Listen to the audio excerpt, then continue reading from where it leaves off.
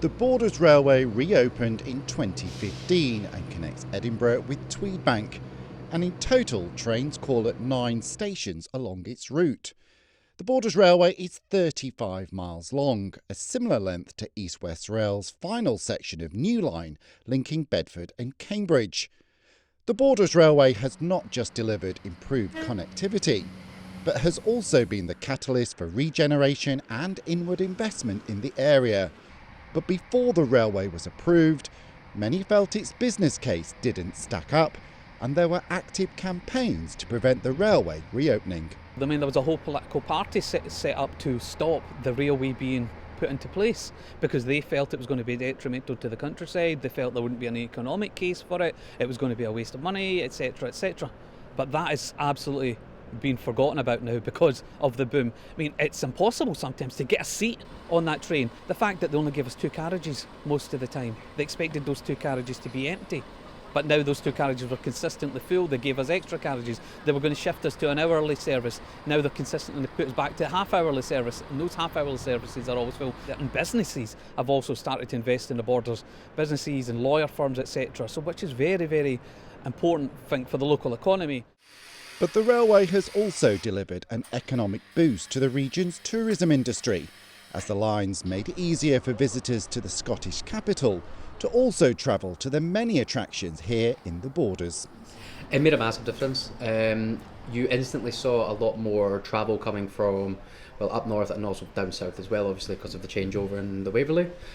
So it brought in a lot more of a diverse crowd, as well as just bringing in more money for the towns and the Borders.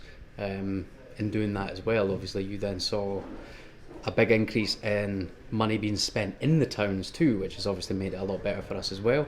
All this new money input that's getting put into the Borders is something we've not seen, and to be fair, it's all basically been because of the start of the railway build.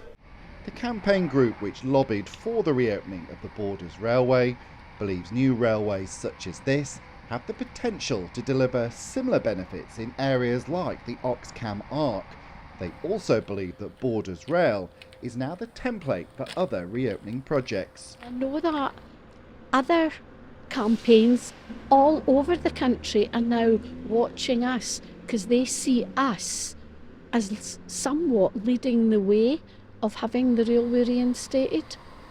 Even our national politicians were not supportive in the first instance about this railway being built, but they now see the benefits that it could regenerate the whole area. But in the future, Tweedbank might not be the terminus of this railway, as it's hoped a further section could also be reopened, and a £10 million feasibility study has been approved to explore options to extend this line onto Hawick and Carlisle, a decision which once again highlights the success this reopened railway has been. One thing I would say about that, it's as if the railway's always been here. You forget that it wasn't here because of the boom, and the way that it's came in and just really revolutionised Galashiels. We've got a lot of things happening. The streets used to be, quite a few empty shops, but now the shops are getting filled and people are coming in, and it's literally someone's coming in replacing it. It's an emerging town. We now have big national franchises taking over as well in certain areas of the town. So it's something that's really made an impact. Overall, I think we can say, why did we even try to stop something that is so special for this region and really delivered so much for this region?